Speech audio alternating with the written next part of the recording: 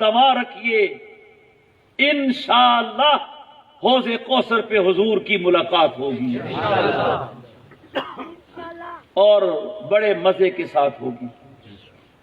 میرے دوستو، ختم نبوت کا سب سے پہلا مجاہد حضرت صدیق اکبر رضی اللہ تعالی عنہ، سب سے پہلے مجاہد۔ اور صدیق کا عشق کمال کا ہے، صدیق کی محبت کمال کی ہے۔ علماء نے عجیب بات کہی ہے کہ اللہ تعالیٰ نے حضور کو حکم دیا تھا وَشَاوِرْهُمْ فِي الْأَمْرِ، اے میرے نبی آپ ان سے مشورہ کریں۔ چنانچہ حضور ان کو لے کے بیٹھتے تھے، بہت سے مواقع پہ مشورہ کیا ہے۔ تو علماء نے ایک عجیب نکتہ لکھا ہے کہ جب حضور ان سے مشورہ طلب کرتے تو عمر سر جھکا کے سوچتے کہ کیا ہونا چاہیے، اور صدیق سر اٹھا کے حضور کا چہرہ پڑھتے کہ چہرے پہ کیا لکھا ہے۔ چنانچہ کوئی ایک موقع ایسا نہیں آیا کہ صدیق کی اور حضور کی رائے میں فرق ہو۔ ایک حدیث آتی ہے، اس میں صحابہ کی محفل لگی ہوئی ہے، ہر ایک اپنی تین پسندیدہ چیزیں بتا رہا ہے۔ سبحان اللہ۔ صدیق اکبر نے، عمر نے، عثمان نے، علی نے، پھر حضور نے، پھر جبریل نے، پھر اللہ نے، تین۔ وہ لمبی حدیث ہے، لیکن میں صدیق اکبر کی 3 فیورٹ، جانتے ہو نا، 3 پسندیدہ چیزیں بتانا چاہوں گا۔ صدیق سے کہا گیا آپ بتائیں آپ کی 3 پسندیدہ چیزیں کیا ہیں؟ بلوال کے میرے ساتھیوں، خدا کی قسم آپ حیران ہو جائیں گے، صدیق نے 3 چیزیں بتائی ہیں اپنی، لیکن ان تینوں کو حضور کے گرد گھما دیا ہے۔ کمال ہے یار۔ علی سے پوچھا، حضرت علی پتہ ہوگا آپ کو، علی نے کہا میری پہلی پسندیدہ چیز یہ ہے کہ مہمان ہو اور میں اس کو کھانا کھلاؤں۔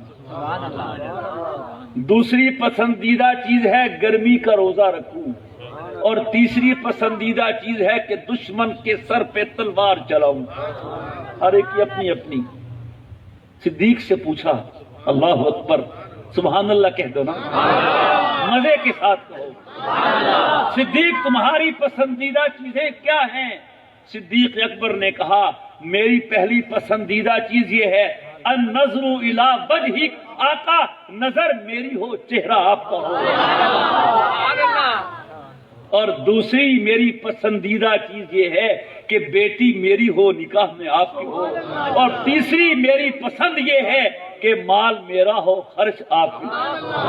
صدیق اکبر مصطفیٰ کا ہم سفر، مصطفیٰ کا ہم سفر، نعرہ تکبیر، ختم نبوت، اس کو 3 بھی کہہ سکتے ہیں، 1 بھی کہہ سکتے ہیں جی، 3 in 1، حضور منشا ہے۔ سبحان اللہ۔ باہر نہیں گئے ہیں۔ تو ایک شاعر کا میں شعر سنا رہا تھا، آج طلبا کو بھی سناتا رہتا ہوں۔ میں نے کہا ایک شاعر نے 2 باتوں کی درخواست کی ہے، لیکن وہ اس نے ایک ہی کو 2 بنا دیا ہے۔ کہتا ہے 2 باتوں کی درخواست ہے، دربار خدا میں رحم آئے تیرے دل میں، اثر میری دعا میں۔ وہ دونوں ایک ہی ہے، تو اس نے 2 کو 1 بنایا، صدیق نے 3 کو 1 بنا دیا۔ تو میں کہہ یہ رہا ہوں کہ جو مجاہد ختم نبوت ہوتا ہے، اللہ کی قسم وہ سب سے بڑا عاشق رسول ہوتا ہے۔ اور یہ جو عشق و محبت ہے یہ ہمیں صحابہ سے ورثے میں ملا ہے۔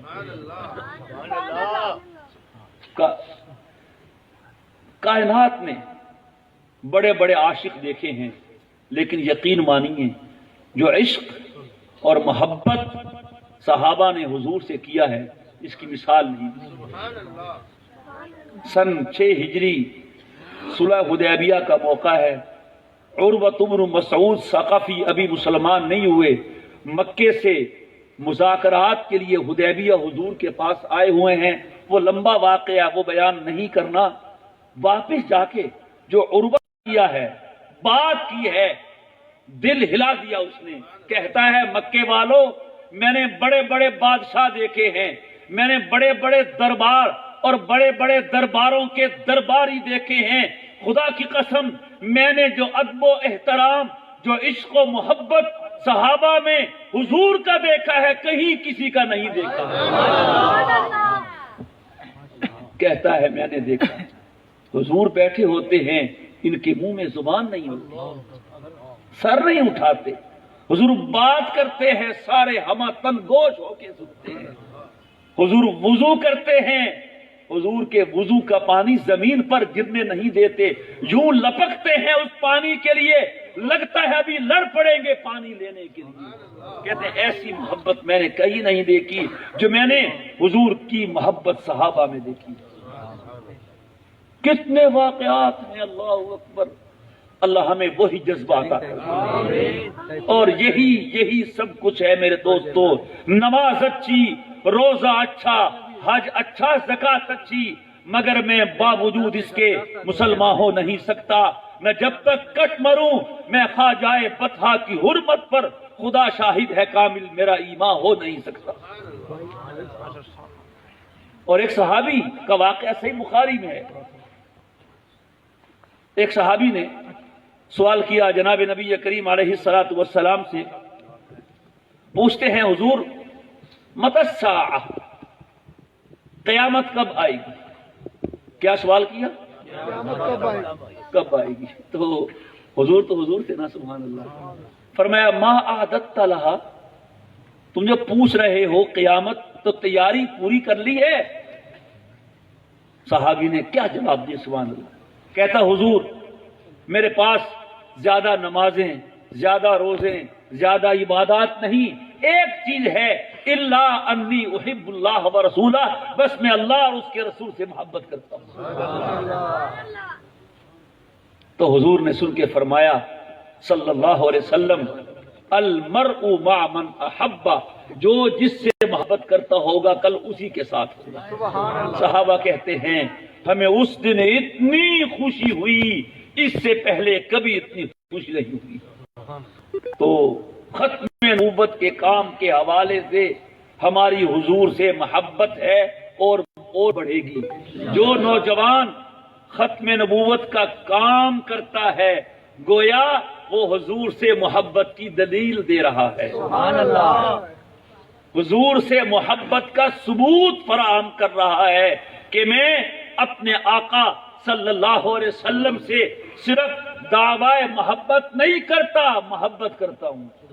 اور یاد رکھنا میرے دوستو، محبت وہ چیز ہے جو کی جاتی ہے، اس کا دعویٰ نہیں کیا جاتا. کبھی آپ نے دیکھا کہ محبت کرنے والے نے دعویٰ کیا ہو؟ کیوں جی؟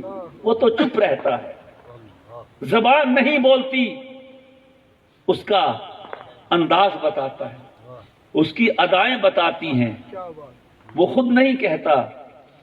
جنہوں کا عشق ہو صادق وہ کب فریاد کرتے ہیں، لبوں پہ مہر خاموشی دلوں میں یاد کرتے ہیں. دنیا کہتی ہے دیکھو عاشق جا رہا ہے، وہ اپنے آپ کو عاشق نہیں کہتا. میرے بھائی چھوڑ دے دعوے محبت کے، محبت کر کے دکھا.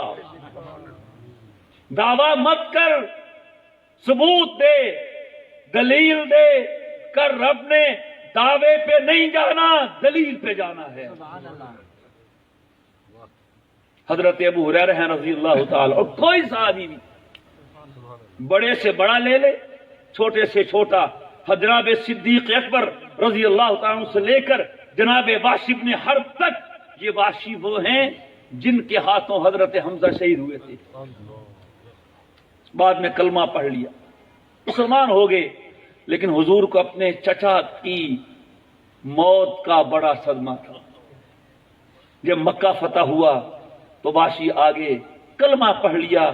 حضور نے فرمایا ٹھیک ہے، تیری توبہ بھی قبول ہے، تیرا کلمہ بھی قبول ہے، لیکن واشی میرے سامنے نہ آیا کر. تجھ سے کوئی مسئلہ نہیں، مسئلہ چچا کا ہے. جب تجھے دیکھتا ہوں مجھے چچا یاد آ جاتا. یہ بھی صحابی ہے خیر. تو ہر ایک صحابی عشق و محبت کا پیکر عظیم تھا۔ حضرت ابو ہریرہ رضی اللہ تعالیٰ عنہ حضور کے ساتھ بیٹھ کے کھانا کھا رہے ہیں، سبحان اللہ جی۔ ہم کسی بڑے کے ساتھ بیٹھ کے کھانا کھانا ہو تو بڑے خوش ہوتے ہیں، چلو جی کو چنگی شاید لب سی نا، اور کول بہ کے کھانے ہیں اتنے ذرا ڈونگا چنگا آتی۔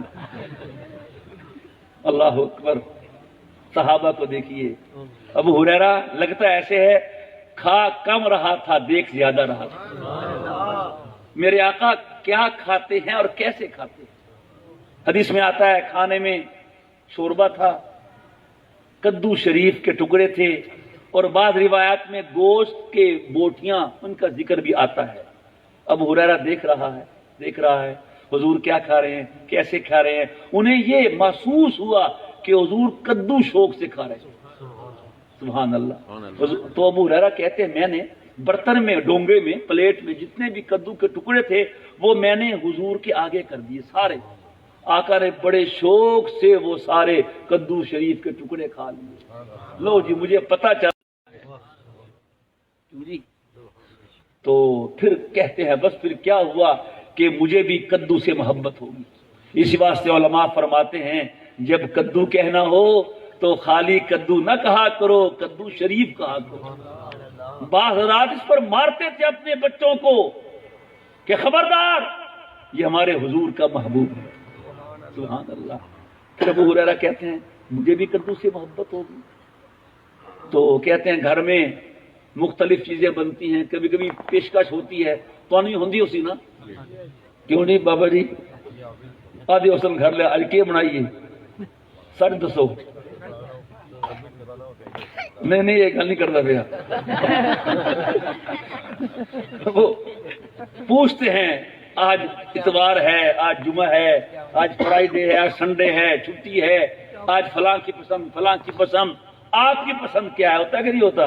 یہ گل کرتا پیا۔ تو ابو ہریرہ کہتے ہیں جب بھی مجھے گھر والے پوچھتے ابو ہریرہ کیا بنائیں، کہتے میری زبان پہ کدو کے سوا کچھ نہیں آتا، کدو کے سوا کچھ نہیں آتا۔ میرے دوستو اللہ یہ جذبہ ہم میں اجاگر کرے اور اس کا صلہ حضور دیں گے، حضور سے لینا ہے، بس لگے رہیے خالص نیت کے ساتھ، جذبے کے ساتھ، شوق کے ساتھ۔ حضور کی غلامی کا جذبہ ہو، حضور کی اطاعت کا جذبہ ہو، حضور کی محبت کا اندر جوش ہو، موجزن ہو، اور بس لگے رہیے۔ اللہ نے جو قربانی لینی ہوگی لے لے، جس کو وہ چاہتا ہے علم الدین بنا دیتا ہے۔ وہ عام سا لڑکا تھا، عام سا لڑکا تھا۔ عطا اللہ شاہ بخاری رحمہ اللہ تعالی تقریر کر رہے ہیں، اس وقت کے کم بخت نامراد ملعون راجپال نے کتاب لکھی تھی، اس میں اس نے آقا کی گستاخی کی تھی۔ عطا اللہ شاہ بخاری جلال میں آگے اور پوچھتے ہیں، آج فرماتے ہیں آج فاطمہ پوچھ رہی ہے میرے ابے کی عزت محفوظ نہیں ہے؟ اثر کر گئی جملہ، کیونکہ دل سے جو بات نکلتی ہے اثر رکھتی ہے، پر نہیں قوت پرواز مگر رکھتی ہے۔ اٹھا ہے وہ علم الدین، اس نے قدر کر دی، خود پیش ہو گیا، کیس چلا، اور بعض وکلاء نے کہا اسے علم الدین بس تو اتنا کہہ دے کہ میں نے قتل نہیں کیا، ہم تجھے بری کرا دیں گے۔ علم الدین نے کہا یہی تو نہیں کہنا، یہی کہنا ہے کہ میں نے قتل کیا۔ کیوں؟ اس کا جواب جیل کا سپرنٹینڈنٹ علم الدین سے کہتے جب پھانسی کا حکم ہو گیا، علم الدین تیری چکی میں کیا ہے؟ تو کون سی خوشبو کہاں سے منگواتا ہے؟ جب صبح کا وقت ہوتا ہے تہجد کا، ایک عجیب خوشبو تیری چکی سے آتی ہے، ہم نے زندگی میں وہ کہیں نہیں سونگی۔ علم الدین نے جواب دیا کیا بتاؤں، روزانہ آقا دیدار کے لیے خود تشریف لاتے ہیں،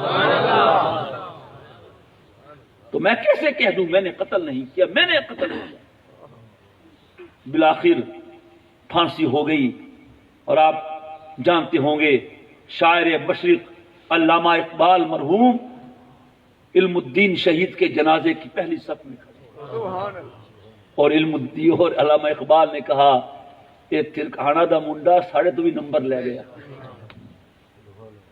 اللہ جس کو چاہیے پچھلے سالوں میں ممتاز قادری کو دیکھو کیا جذبہ تھا۔ میرے دوستو ہمیں چاہیے ہم اپنے لہو کو گرم رکھیں اور ہمارے اکابرین جو ہمیں حکم دیں ہم ختم نبوت کے لیے وہ قربانی دینے سے دریغ نہ کریں۔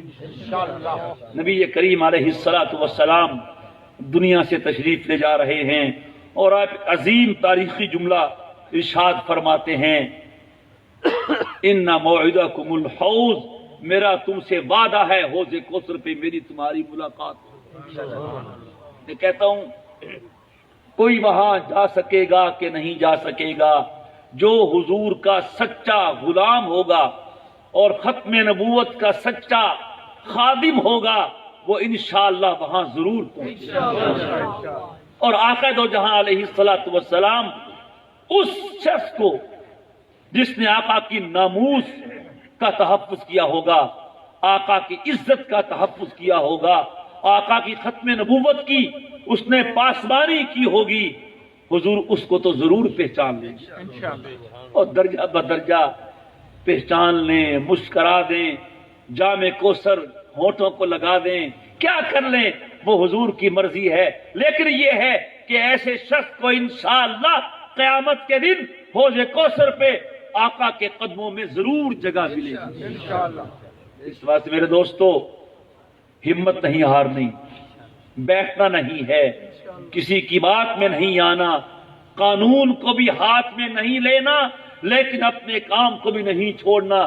یہ ملک ہمارا ہے، مسلمانوں کا ہے، یہ ملک قادیانیوں کا نہیں ہے۔ بات یہ ہے ملک پہلے بنا ہے اور قادیانیوں کو اسمبلی نے کافر بعد میں قرار دیا، اگر پہلے کافر قرار دیا ہوتا تو جس طرح ہندو سکھ یہاں نہیں آئے یہ بھی یہاں نہ آتے، لیکن انشاءاللہ اب ختم ہو جائیں گے۔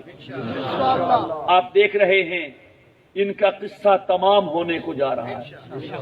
آپ نے ایک آڈیو میں سنی ہوگی، ان کے خاندان کی ایک خاتون اپنے مسرور مرزا مسرور سے شکایت کرتی ہے کہ اس کے رشتہ داروں نے اس کی عزت کو پامال کیا۔ سنا ہے کہ نہیں سنا تو پوچھ لینا ان حضرات سے، یہ ہے نبوت کا خاندان؟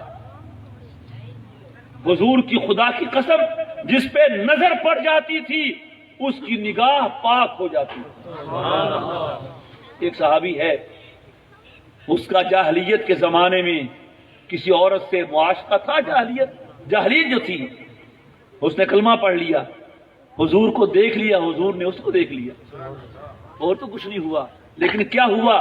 وہ خدا کی قسم سر سے لے کے پاؤں تک پاک ہی پاک ہو گیا۔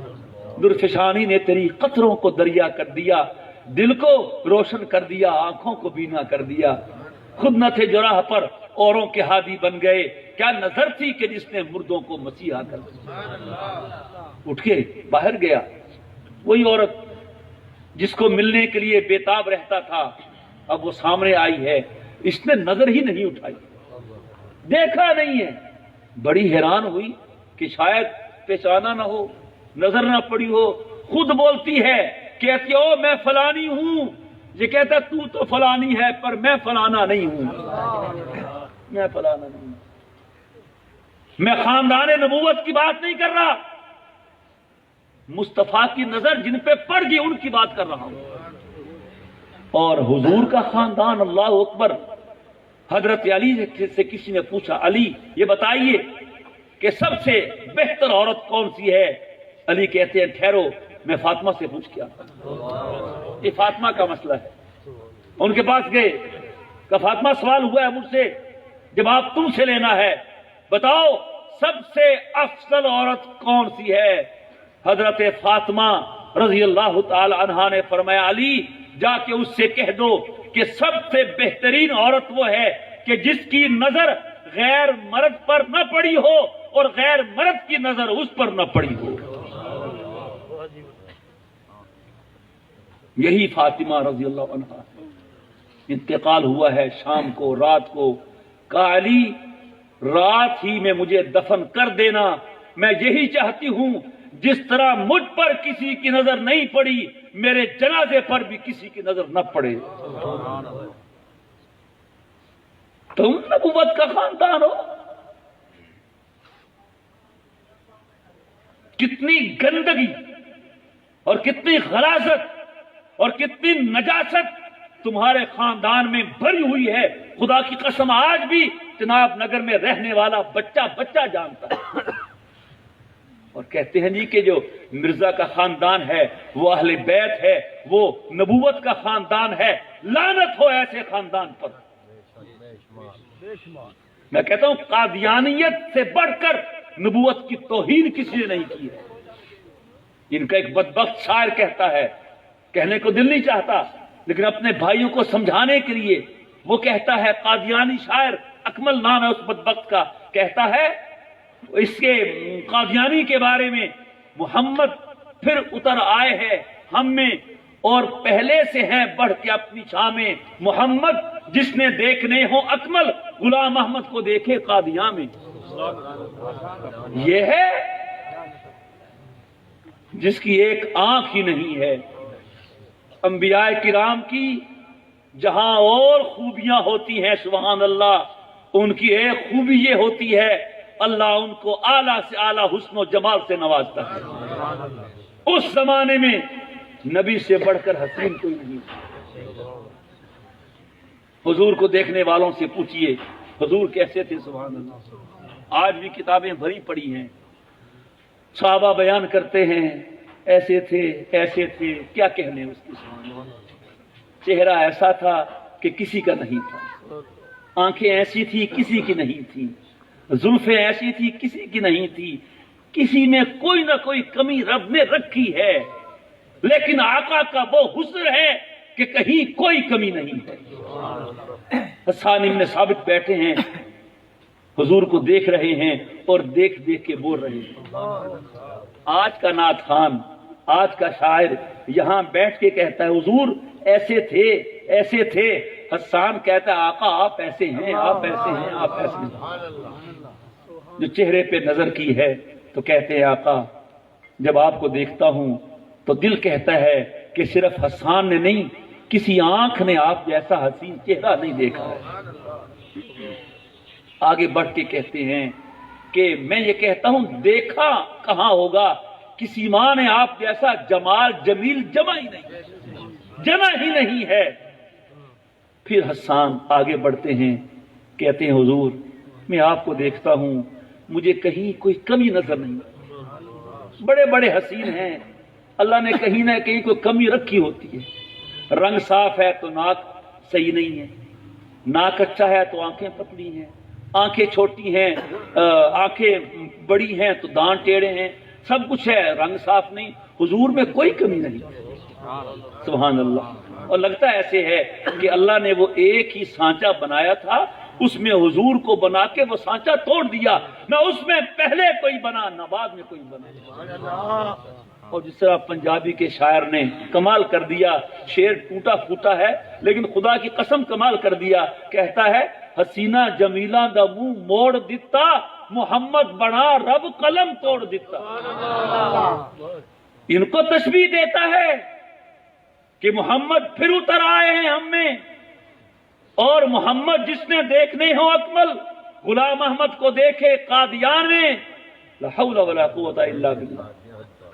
اور صحابہ بیان کر کے ایک جملہ کہتے ہیں، لوگوں میں بیان تو کر رہا ہوں لیکن یاد رکھنا لم ارى مثلہ قبلہ ولا بعدہ۔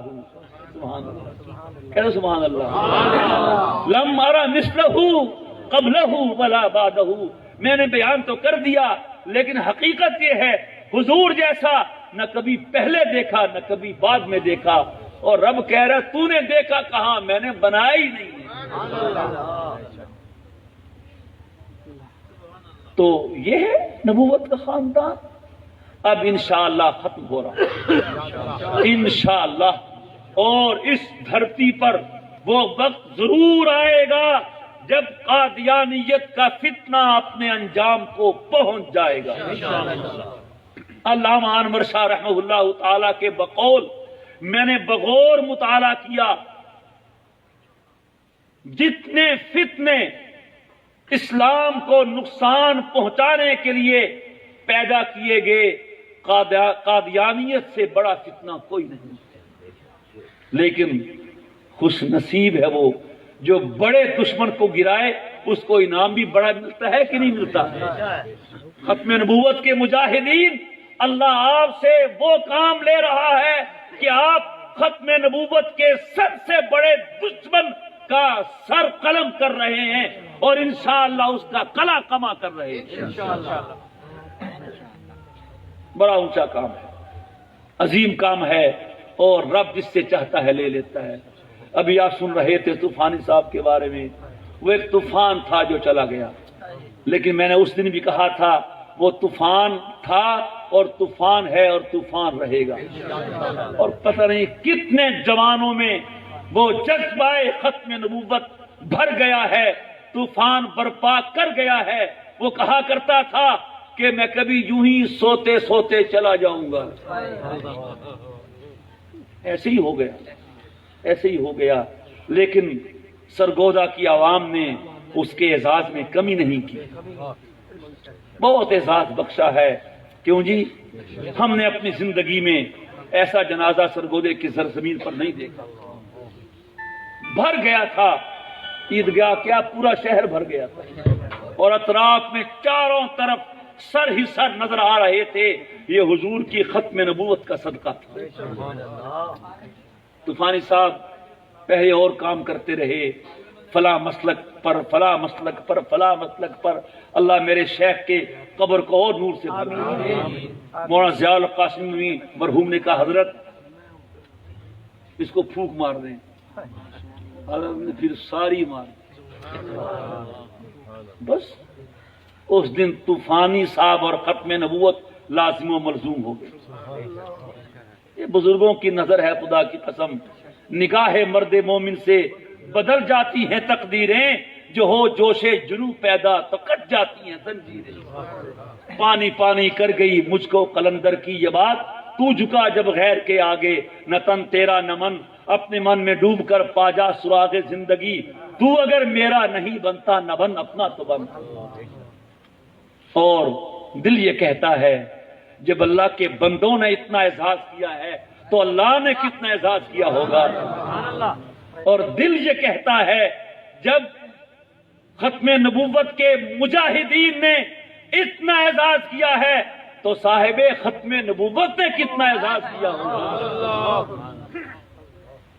اس کام کے صدقے میں اللہ کہاں سے کہاں پہنچا دیتا ہے، اور اکثر ایسا ہوتا ہے ختم نبوت کا مجاہد جب دنیا سے جاتا ہے تو اسے پہلے وہلے میں آقا کا دیدار نصیب ہوتا ہے۔ ہمارے پیر و مرشد خواجہ خواجگان حضرت مولانا خواجہ خان محمد صاحب رحمہ اللہ تعالی، جب حضرت کا انتقال ہوا، ایک بہت بڑی ہستی کو حضرت خواب میں ملے، پوچھا حضرت سنائیے کیا ہوا؟ تو حضرت فرمانے لگے میرا تو خیال تھا کہ منکر نکیر آئیں گے اور سوال و جواب ہوگا، اللہ نے فرمایا خان محمد میں تجھ سے اتنا راضی ہوں کہ جو جو تیرے جنازے میں شریک ہوا ہے میں نے سب کو بخش دیا۔ وہ کریم ہے نا، اس کی سخاوت بہت ہے، وہ گن گن کے نہیں رکھتا، وہ بہا دیتا ہے، وہ بہت کرم اور بہت فضل والا ہے۔ اور آگے حضرت نے فرمایا کہ اب میں ختم نبوت کے کام کے صدقے میں حضور کے پاس ہوتا ہوں۔ کیا کہنے یار، کیا کہنے، کاش کہ یہ بات سمجھ آ جائے، لیکن بات سمجھ آتی کم ہے۔ انسان ہے نا، دیکھ کر سمجھتا ہے، بن دیکھی بات کم سمجھتا ہے، لیکن اللہ کسی کا سینہ کھول دیتا ہے، کسی کی آنکھ کھول دیتا ہے۔ جب خدا کی قسم بات سمجھ آ جاتی ہے، آدمی ساری دنیا اپنے مقدس مشن پہ قربان کرنے کو تیار ہو جائے۔ دوستو لگے رہیے، انشاءاللہ ایسے ہی ہوگا۔ اور اللہ کا ایک بڑا کرم یہ ہے، وہ کام بھی دیکھتا ہے لیکن کام سے زیادہ جذبے کو دیکھتا ہے. جذبہ کتنا ہے؟ جذبہ اعلیٰ سے اعلیٰ ہو، کام کم ہو سکا ہو، لیکن اللہ اس اعلیٰ جذبے کی بدولت اس کو کہاں سے کہاں پہنچا دیتا ہے. کیوں جی، کیا خیال ہے؟ تھک جائیں گے؟ رک جائیں گے؟ نہیں. ہری ہے شاخ تمنا ابھی جلی تو نہیں، اور دبی ہے آگ جگر کی مگر بجھی تو نہیں. جفا کی تیغ کے آگے گردن وفا شعاروں کی، اور کٹی ہے برسرے میدان مگر جھکی تو نہیں. خوش نصیب ہیں آپ کہ آپ کو مولانا محبوب صاحب نے جوڑ دیا ہے ختم نبوت کے مشن سے. جڑے رہیں گے کہ ہٹ جائیں گے؟ ساتھ دیں گے کہ چھوڑ جائیں گے؟ یہ ان کا کام نہیں ہے، ان کے خاندان کا کام نہیں ہے، کسی کا کام نہیں ہے، یہ حضور کا کام ہے. اور حضور سے بڑا بدلہ دینے والا کوئی نہیں. جس نے آقا پہ احسان کیا، آقا نے سب کا بدلہ چکا دیا. یہ الگ بات ہے کہ صدیق کا بدلہ نہ چکا سکے. تو صدیق ہے نا، وہ تو مانے جنا ہی ایک ہے. علماء لکھتے ہیں کہ ایک درجے کا فرق ہے نبی میں اور صدیق میں. تمام نبیوں کے بعد جو سب سے پہلے کھڑا ہے وہ صدیق. تو آج بھی جو کوئی آقا کی ناموس کے لیے کام کرے گا، حضور خوش ہوں گے کہ نہیں ہوں گے؟ علامہ انور شاہ رحمہ اللہ تعالی بڑا کام کر گئے ختم نبوت، علمی اعتبار سے، عدالتی اعتبار سے. واقعات کو دہرانا مقصد نہیں ہے. جب ان کا انتقال ہوا، ان کے شاگرد وہاں بھچرا سے حضرت مولانا حسین علی رحمہ اللہ تعالی تعزیت کے لیے گئے. اس زمانے میں جنازے میں پہنچنا کہاں آسان ہوتا تھا، اطلاعات نہیں ملتی تھی، سواریاں نہیں ہوتی تھیں. آج تو ماشاءاللہ کراچی سے لوگ سرگودے پہنچ گئے جنازے پہ. تو حضرت بعد میں وہاں گئے، علامہ کی قبر پہ گئے. اللہ مجھے بھی وہاں لے گیا، سبحان اللہ. دیوبند میں، دیوبند کی سرزمین میں کچی قبر ہے. ہمارے بزرگوں کی قبریں کچی ہوتی ہے، اندر سے جنت ہوتی ہے. کیوں جی؟ تو مراقبہ کیا. ہوں سانے گل سمجھنا سی یہ کیشا ہوندی ہے. کیوں جی؟ تسی او گل تسی دسی کو نہیں جی پوچھی گئی. چلو بات صحیح. تو مراقبے کے بعد کہنے لگے شاہ صاحب نے دو باتیں کی ہیں. یہ تو فرمایا ہے کہ تمہارے آنے سے مجھے بہت خوشی ہوئی ہے، تم پنجاب سے دیوبند میں آئے، میرے بیٹوں کے سروں پہ ہاتھ رکھا.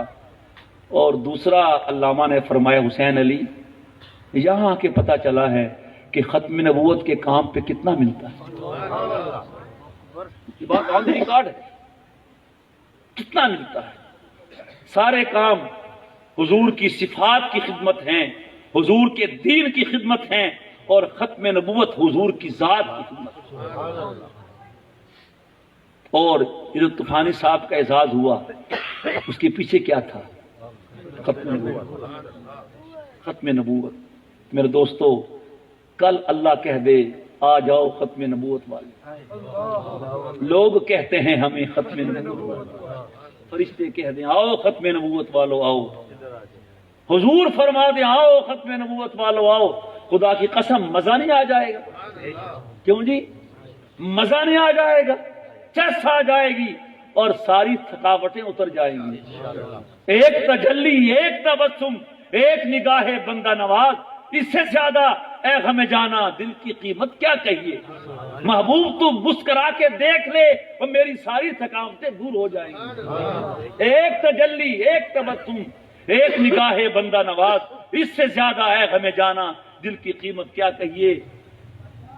حضور کی طرف دھیان رکھیے، حضور کو اپنا آقا مولا سمجھیے، حضور کو پیشوا سمجھیے، اپنی عقیدتوں کا محور، محبتوں کا مرکز حضور کی ذات کو سمجھتے رہیے، اور حضور کو اپنا آقا مولا سمجھ کر حضور کی ناموس کے لیے آگے بڑھتے رہیے.